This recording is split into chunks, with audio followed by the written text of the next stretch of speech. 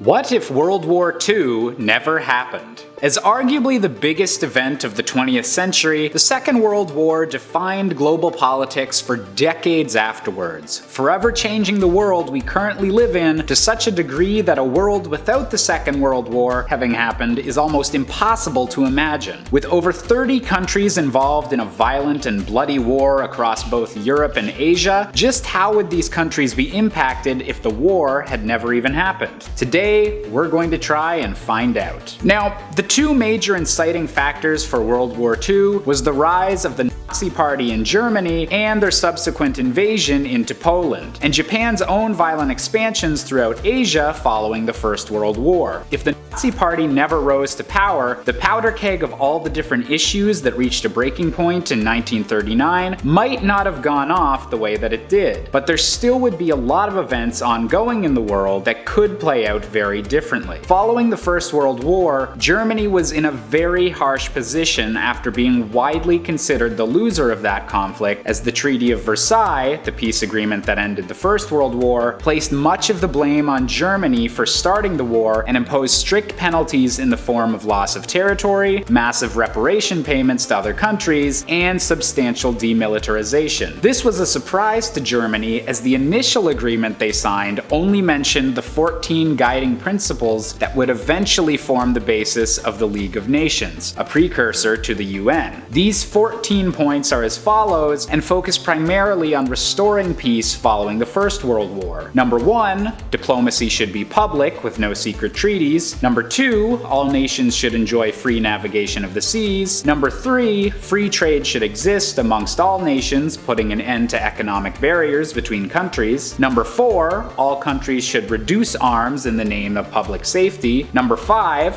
fair and impartial rulings are essential in all colonial claims. Number 6, all Russian territories and freedoms should be restored. Number 7, Belgium should be restored to independence. Number 8, territories should be returned to France and France should be fully liberated. Number 9, Italy's frontiers should be drawn along clearly recognizable lines of nationality. Number 10, people living in Austria-Hungary should be granted self-determination. Number 11, the Balkan states should also be guaranteed self-determination and independence. Number 12, Turks and those under Turkish rule should be granted self-determination. Number 13, an independent Poland should be created. And number 14, a general association of nations must be formed to mediate international disputes. Now, Germany initially signed this treaty as a gesture to end immediate hostilities, seeing as none of these 14 points directly negatively impacted Germany. They believe that this vision for a more diplomatic international future could be a fresh start for the country. However, at the Paris Peace Conference in 1919, the United States, Britain, France, and Italy all dominated the proceedings and altered the agreement so that the losing countries from the war, particularly Germany, would foot the bill. This led to over a decade of hard economic struggles for Germany, which were capitalized upon by the Nazi Party and Adolf Hitler to achieve power and promise a better future for Germany, and allowed the